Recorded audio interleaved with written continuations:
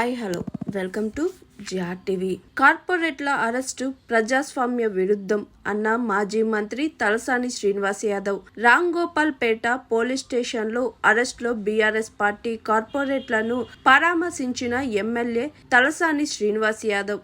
GHMC budget సమావేశాల్లో ప్రశ్నించిన కారణంగానే మా కార్పొరేటర్లను అక్రమంగా అరెస్ట్ చేశారు. మైనార్టీ సభ్యులుగా ఉన్న బీఆర్ఎస్ కార్పొరేట్లు లేకుండా బడ్జెట్ను ఆమోదించడం దుర్మార్గం. ఎలాంటి చర్చ జరగకుండా బడ్జెట్ ఆమోదించడం సరికాదు. బీఆర్ఎస్ ప్రభుత్వం హైదరాబాద్ను విశ్వనగరంగా తీర్చిదిద్దింది. కాంగ్రెస్ అధికారంలోకి వచ్చి ఏడాది దాటిన అభివృద్ధి ఎక్కడ వేసిన గొంగలి అక్కడే అన్న చందాగా మారింది. నగరంలోని ప్రజలు సమస్యలతో అనేక ఇబ్బందులు పడుతున్నారు. ప్రభుత్వ వైఖరిపై ప్రజాస్వామ్యయుతంగా ప్రజాక్షేత్రంలో పోరాడుతామని మాజీ మంత్రి తలసాని శ్రీనివాస్ యాదవ్ అన్నారు.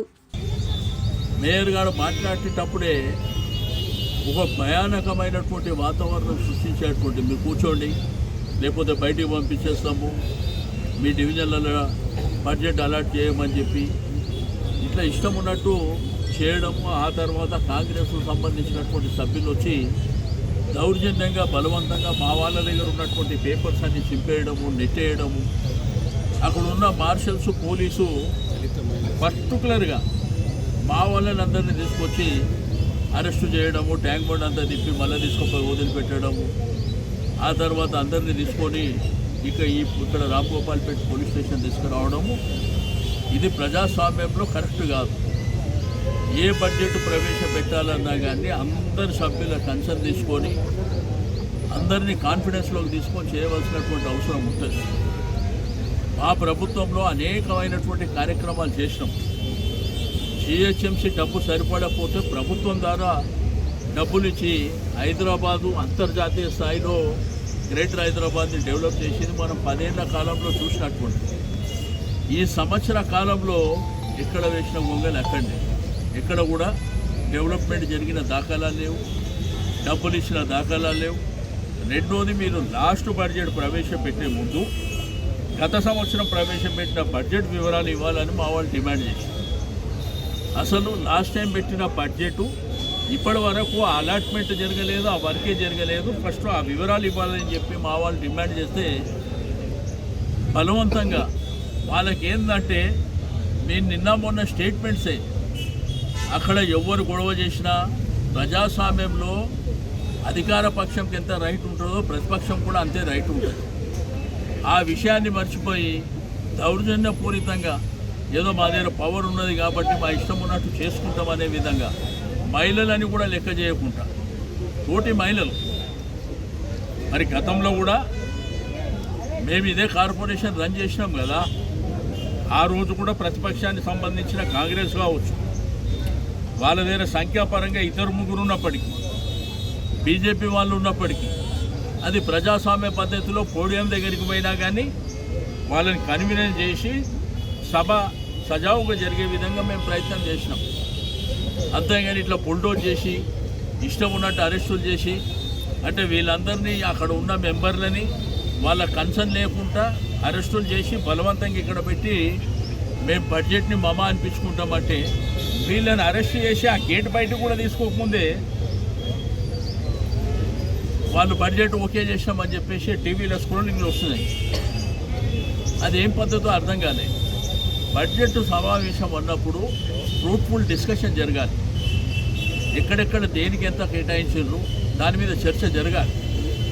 ఆ చర్చలు ఏమి లేకుండా మేము మా ఇష్టం ఉన్నట్టు బడ్జెట్ని మేము ఆమోదం తెలిపినామని చెప్పి వీళ్ళని అరెస్ట్ చేసిన 5 నిమిషాలకే చెప్పడం ఎంతవరకు సమంజసం? ఇదంతా జరుగుతుంటే బీజేపీ వాళ్ళు అక్కడనే ఉన్నారు. పోనీ వాళ్ళు ఏమన్నా చర్చలో భాగస్వామ్యమైనరా? ఎంఐఎం వాళ్ళు ఏమన్నా భాగస్వామ్యమైనరా? కాంగ్రెస్ పార్టీ వాళ్ళు ఏమన్నా భాగస్వామ్యం? ఎవ్వరు లేదు. 5 నిమిషాలలో మమ డెమోక్రసీలో ఇది కరెక్ట్ కాదు. ఓకే, మీకు బలం ఉన్నది, శక్తి ఉన్నదని ఆడ చేయగలిగారు. ప్రజాస్వామ్యంలో చాలా వేదికలు ఉంటాయి. ఆ వేదికల మీద నిరంతరంగా పోరాటం చేస్తాం. ఎట్టి పరిస్థితుల్లో మా యొక్క డివిజన్లలో, మా యొక్క కాన్స్టిట్యున్సీలలో ఈ బడ్జెట్ ఈ సంవత్సరం ఖర్చు పెట్టేటువంటిది మేము ప్రజాస్వామ్య పద్ధతిలో ప్రజలతోని మమేకమై తప్పకుండా ఈ యొక్క సిహెచ్ఎంసీ మీద ప్రభుత్వం మీద ఒత్తిడి తీసుకొచ్చి ప్రజలు నానా రకాలుగా ఇబ్బందులు పడుతున్నారు. స్ట్రీట్ లైట్లు లేక 6 నెలల నుంచి ఇబ్బంది పడుతున్నారు. రోడ్లు ప్రాపర్గా లేవు, డ్రైనేజీ ప్రాపర్గా లేదు, ట్రాఫిక్ ఇబ్బందులు ఉన్నాయి, అనేకమైనటువంటి సమస్యలు ఉన్నాయి. ఈ సమస్యలకు ఎక్కడ అడిగినా కానీ అధికారులు డబ్బులు లేవంటూ మీరేమో బడ్జెట్ అని గత సంవత్సరం మామూలుగా ఏం చేస్తారంటే గత సంవత్సరం బడ్జెట్ ఈ విధంగా ఖర్చు పెట్టుకుంటూ వచ్చినాం, ఈ సంవత్సరం మేము ఈ విధంగా బడ్జెట్ ప్రవేశపెడుతున్నామని దాని మీద చర్చ జరగాలి. చర్చలు లేకుండా ఇప్పుడు పోడియం మీదకి వెళ్ళడం అనేది సర్వసాధారణం. తప్పకుండా అపోజిషన్ పార్టీస్ల రోలు డెఫినెట్గా ప్లే చేస్తారు. తప్పకుండా ప్రజాస్వామ్య పద్ధతిలో ప్రజల నుంచి పోరాటం చేసే గొంతుకలని తప్పకుండా ప్రభుత్వం మీద మేయర్ మీద ఒత్తిడి చేయడానికి వాళ్ళ ప్రయత్నం వాళ్ళు చేస్తారు. కానీ మీరు ఈ విధంగా బుల్డోజ్ చేసుకొని మా ఇష్టం ఉన్నట్టు చేసుకుంటామంటే మీ కర్మ. అల్టిమేట్గా ప్రజలు ఉన్నారు, ప్రజలు నిర్ణయిస్తారు. Hi, this is Swathi.